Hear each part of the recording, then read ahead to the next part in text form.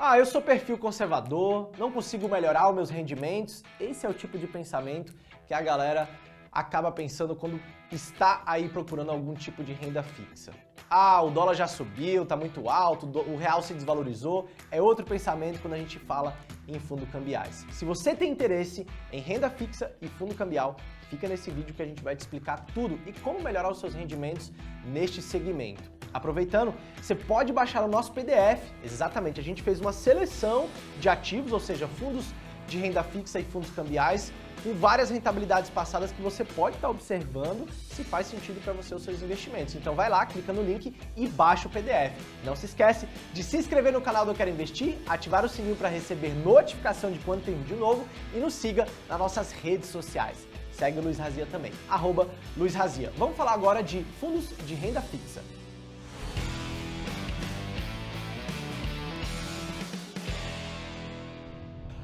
Para começar, os fundos de renda fixa são como outros fundos, né? A mesma concepção. É como se fosse um condomínio de cotas. Você, como cotista, vai lá, aplica o seu dinheiro e aí tem um gestor ou uma estratégia do fundo que acaba aplicando o seu dinheiro em rendas fixas, né? E aí, quando a gente fala de renda fixa, é um perfil muito conservador.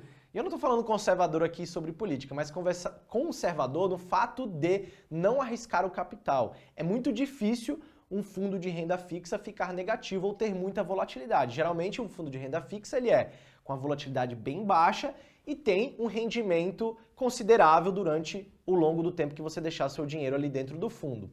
A gente precisa aqui, primeiramente, colocar a seguinte premissa.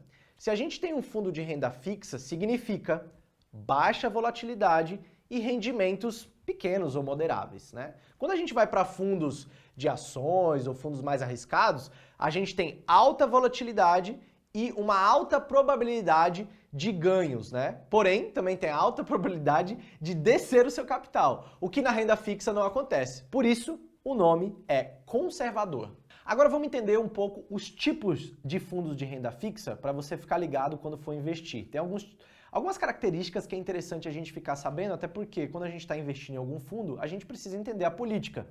O primeiro aqui que eu anotei é o seguinte, a gente tem o fundo simples, que é aquele que o dinheiro, se está na corretora, ele é D mais zero. Ou seja, se você comprar alguma coisa ou aplicar o teu dinheiro, ele vai automaticamente fazer um resgate. Você não precisa assinar um papel ou fazer a aplicação. O simples, ele já coloca o nome, né? Ele é fácil acesso, ele é super prático, o teu dinheiro está ali na conta, ele já está sendo investido, mas a rentabilidade é muito pequenininha, não é uma estratégia muito bem estruturada. Quando a gente pensa já no segundo ponto, que é o referenciado, ele já tem uma base de estratégia, ele tem um benchmark, que é uma referência de índice que ele precisa bater, por exemplo, o CDI, né? Então ele precisa bater o CDI, precisa 100% do CDI ou 110% do CDI, e 80% desse fundo vai estar alocado com a estratégia de bater esse benchmark, esse é o referenciado.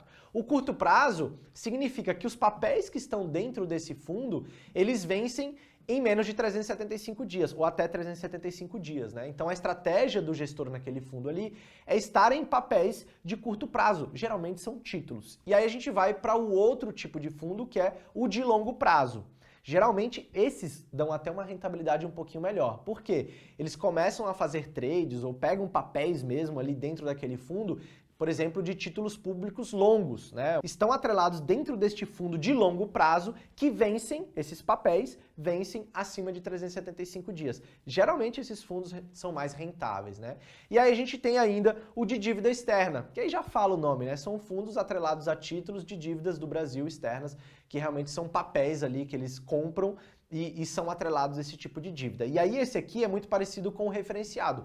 80% desse fundo precisa estar alocado nesses papéis de dívida externa brasileiras. Então a gente tem vários tipos de fundos para você olhar, né? E quando a gente vai alocar o nosso capital, é importante a gente saber qual é a estratégia desse fundo de renda fixa. Até porque se você está num fundo de curto prazo, mas olhando um prisma de 6 anos, você está alocando o seu recurso num fundo errado. Você poderia estar otimizando a tua rentabilidade talvez num fundo de longo prazo. Então é importante a gente entender quais são os tipos de fundo até para a gente alocar a nossa estratégia corretamente. Geralmente os papéis dentro desses fundos de longo prazo são títulos públicos, longos, né? É NTN-B, que são títulos mais longos, por isso que a estratégia do fundo já diz, né? São papéis que têm vencimentos acima de 375 dias. É interessante a gente observar que esse tipo de fundo aqui geralmente podem ter, né, estratégias que vão prover rentabilidades melhores do que outros fundos, até porque títulos mais longos, geralmente, o prêmio ele é maior. Vamos agora aos pontos essenciais dos fundos. É importante você ter observar essa análise que a gente está fazendo aqui. Primeira coisa é a agilidade. Quando a gente vai investir num fundo, por exemplo, de ações ou um fundo multimercado, a gente vai ter que fazer um estudo muito aprofundado, até mesmo do gestor, entender qual é a estratégia para que a gente esteja confortável em alocar, até porque a gente tem uma volatilidade bem maior. Quando a gente está falando de fundos de renda fixa aqui, nesse caso, agilidade, olhou ali qual é o tipo de fundo, se é um referenciado ou um simples e tal, já aloquei meu capital e foi embora, né? A gente também tem a rentabilidade, é um fato muito procurado nos fundos de renda fixa. Por quê? Quando você olha um fundo de renda fixa, você já está praticamente olhando um prisma correto do que vai ter de rentabilidade. Tem os seus riscos? Sim, existem riscos. Mas a previsibilidade de rentabilidade é muito mais fácil do que um fundo, por exemplo, de multimercado. A gente tem a praticidade, né? Você vai lá, aloca o teu capital, compra o fundo, muito fácil, na própria corretora, na plataforma do BTG, a praticidade realmente aí conta bastante. Diversificação. Quando você tem um portfólio, digamos que você tem ali 100 mil reais, né? E você quer alocar 50% desse capital em renda fixa, você tem essa diversificação. Você tem vários tipos de fundo ali, é curto, longo prazo, referenciado, é dívida, você pode alocar ali, inclusive dentro dessa metade do seu capital, você pode também diversificar. Então a diversificação realmente é um ponto muito importante.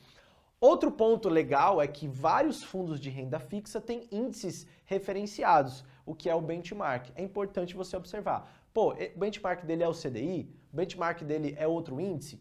Observando isso, você já vai ter ali uma referência no qual você vai olhar o prisma do teu portfólio, né? Como é que o meu portfólio vai performar baseado nesse índice que eu estou aplicando?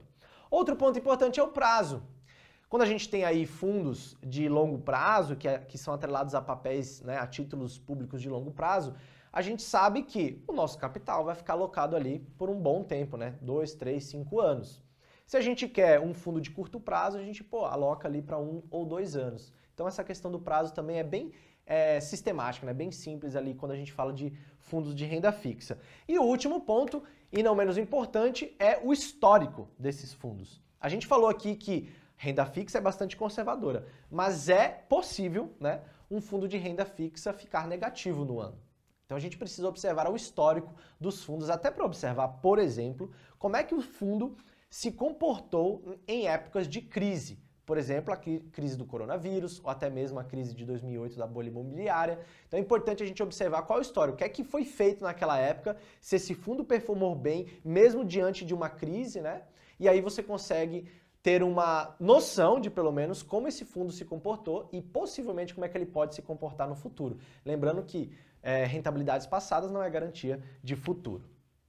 Lembra no começo que a gente falou de renda fixa e fundo cambial? Pois é, agora a gente vai falar de fundos cambiais. Para você entender de forma prática como é que funciona, né, um fundo cambial, ele é atrelado a algum tipo de moeda. Pode ser, por exemplo, o dólar. Vamos ficar aqui no dólar, por exemplo. Se o fundo tem, né, o viés de utilizar a moeda dólar como o fundo cambial, ele vai trabalhar a moeda em diferentes pares. Então vai ser dólar contra real, dólar contra euro, contra libra, enfim. É um fundo que vai fazer trades ou vai fazer operações diante a moeda. E a gente precisa entender que se a moeda ficar fraca, imagina um fundo, por exemplo, em países emergentes, né, de moedas emergentes. Se os países emergentes, como o próprio Brasil, tiverem em baixa, esse fundo, infelizmente, vai ter uma rentabilidade ruim. Mas se, por exemplo, o fundo for em dólar, como a gente está falando aqui, a economia americana está indo muito bem, obrigado, você vai ter um fundo que se valoriza. Então vamos pensar um fundo cambial em dólar, que você colocou lá, aportou em 2014, por exemplo, e o dólar só se valorizou até hoje, né? A gente teve mais de 100% de rentabilidade somente na moeda dólar contra o real. Então é importante a gente observar que quando a gente está falando de fundo cambial, 80% desse fundo vai estar atrelado à moeda que o fundo está escolhendo, ou às moedas que o fundo está escolhendo. Então é importante a gente olhar o prospecto do fundo. É um fundo cambial em várias moedas?